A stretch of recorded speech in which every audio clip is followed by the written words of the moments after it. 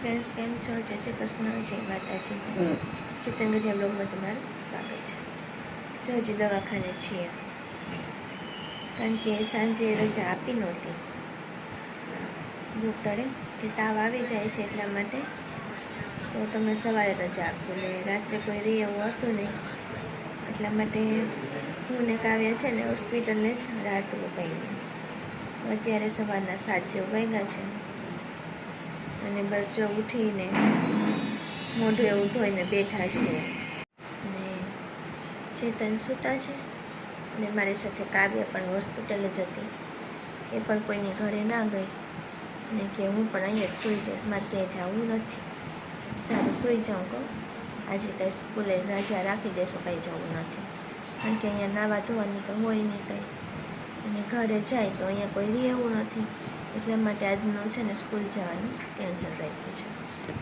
એને અહીંયા બીજો આપણને આપ્યું હોય ને એક્સ્ટ્રા બેડ, ત્યાં સુવડાવી દીધી છે. અહીંયા બાટલો ચાલુ છે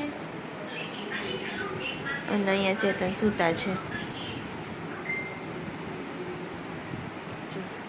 બાટલો તો ચાલુ છે એટલે આજે ચડાવવાના બાકી છે.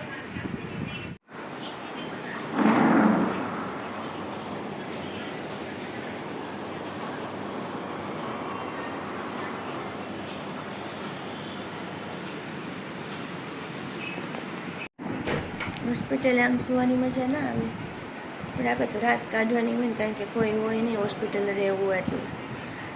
તો ચાલો, હું કાવ્યા આજે રહેલી છે. કાવ્ય છે ને આરામમાં જ છે, એને ઊંઘ આવી ગઈ છે. તો તું ઉપર સૂઈ જા, હું નીચે પાછળ સૂઈ જાઉં, એટલે બેને ઊંઘ થઈ જાય. કારણ કે એક બેડ ઉપર બે તો ચાલે ને, હવે મોટી થઈ ગઈ એટલા માટે. તો બધું છે ને, હવે ડૉક્ટર આવશે 10:30 વાગે, ત્યારે રજા આપશે આપણને. જોઈએ હવે શું થાય છે. બાકી બાટલાને એવું ચડવાનું તો ચાલુ જ છે. જાગી ગયા છે કાવ્ય, સરખી એવું થઈ ગઈ. હે, હોસ્પિટલે સુવાનો એક્સપિરિયન્સ કેવો રહ્યો? તમારો એક્સપિરિયન્સ કેવો રહ્યો 4 દિવસનો? હે, મારો હાથ છે કે હું છે, આ લોહી જામી ગયું હજોડું. આ છેલ્લે આ બોટલ નથી ચડતી, 2 બોટલ ચડી ગઈ નાની, મોટી બોટલ ગ્લુકોઝની નથી ચડતી. શું કરશું? આ સોય બદલવી પડશે. લોહી જામ થઈ ગયું છે તમારું, એટલા માટે.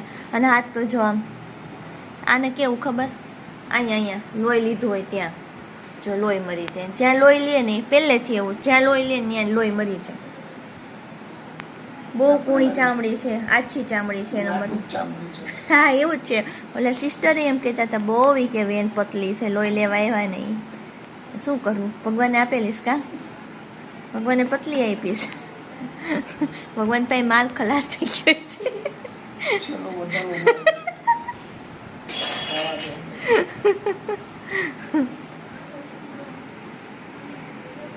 સિસ્ટર લેવા ગયા હવે સોય, હમણાં બીજી લગાડી દે તમને, ત્રીજી. આમ તો ત્રીજી થશે, આ બીજી સોય ન ચાલી, હવે ત્રીજી લગાવશે.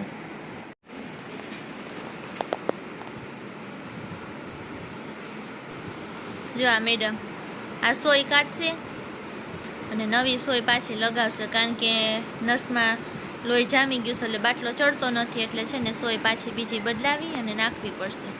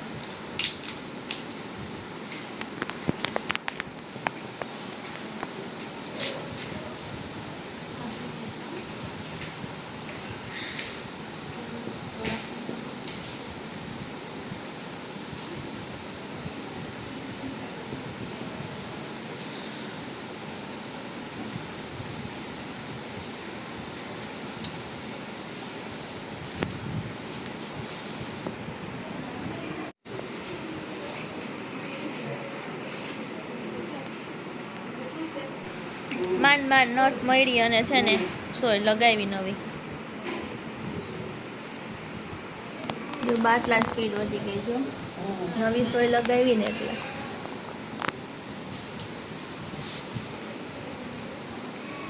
માંડ અહીંયા સોય લાગી અને આ બાટલો પાછો શરૂ કર્યો છે. બોલો, ત્રીજી સોય ખાધી તમે, કેટલા ઇન્જેક્શન ખાધા. હવે ક્યારે ઘરે જાવું? બસ જાય થોડી વાર.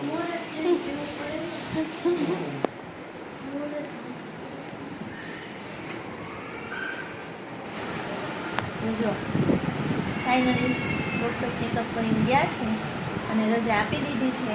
ડિસ્ચાર્જ પેપર તૈયાર કરે છે અને બાટલો લઈ ગયો છે એ પૂરો થાય પછી આપણને રજા આપી દેશે. બરાબર, જાવું છે ઘરે. તો જો મિત્રો, દવાખાનેથી રજા થઈને એટલે બપોરે 1-1:30 વાગી ગયો તો. આવીને પછી જઈમાં ને એવું કર્યું અને 3-4 દિવસથી ઘર બંધ હોય એટલે એ પણ ગંધારો થયો તો એ બધી સાફ સફાઈ કરી ને ચેતન એને આરામ કર્યો. મેં કપડાને એવું ધોયું. એમ કરતા કરતા સાંજ પડી ગઈ અને હવે છે ને ચેતનને આપણે પૂછીએ ઘરે આવ્યા પછી એને કેવું લાગે છે. તો ઘરે આવ્યા પછી કેવું લાગે છે? શાંતિ થઈ ગઈ ને? માથું ને એવું બધું બંધ ને? ઘર આવી એટલે બધું સારું થઈ જાય નહીં?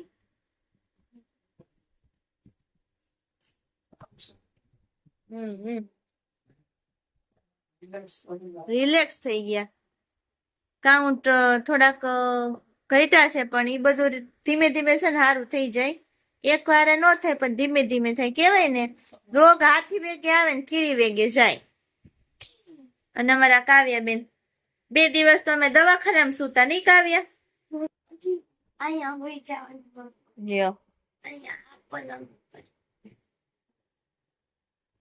બોલો બીજું. ચાલો મિત્રો, હવે છે ને જમી લઈએ અને પછી આરામ કરીએ, કારણ કે 4-5 દિવસનો ઠાકોરો છે. કારણ કે અમે જો સીધા જુનાગઢ ગયા, તમે વહેલા જોયું એમ વિડીયોમાં. પછી 3 દિવસની અંદર અમે પાછા રિટર્ન થયા અને રિટર્ન થતા તે રસ્તામાં આવું બધું બની ગયું. એટલે એ 3 દિવસનો ઠાકોરો અને ત્યાંથી આવ્યા પછી આ 4 દિવસ હોસ્પિટલમાં રહ્યા અમે. ઈ ઠાકોરો એટલા થાકી ગયા ને, મારે તો હળિયાપટ્ટી થઈ હતી કોઈ ઉપરથી નીચે, નીચે ઉપર. ઘડી કે આ દવા લઈ આવો, ઘડી કે ઓલી દવા લઈ આવો, ઓલો બાટલા લઈ આવો, ઓલા ઇન્જેક્શન લઈ આવો, દોડા દોડી મારે. અને રાત્રે સુવાની હોસ્પિટલમાં એટલે કઈ ઊંઘ ન થાય, કારણ કે જેવી આપણને એમ થાય ને જોલું આવ્યું ત્યાં સિસ્ટર આવે, ચાલો બાટલો ચડાવવાનો છે, ચલો આ પેકેટ પીવડાવી દો, આ દવા પીવડાવી દો, એવું કર્યા કરે. એટલે કઈ ઊંઘ મારી ન થાય અને ચેતનને બાટલા ચડતા હોય એટલે એને પણ ઊંઘ ન થાય. તો બધું થયું. ચાલો હવે છે નિરાંતે આપણે આરામ કરીએ અને આ સાથે આજનો બ્લોગ અહીંયા પૂરો કરીએ. નેક્સ્ટ બ્લોગમાં પાછા મળશું. ત્યાં સુધી બધાને જય શ્રી કૃષ્ણ, જય માતાજી.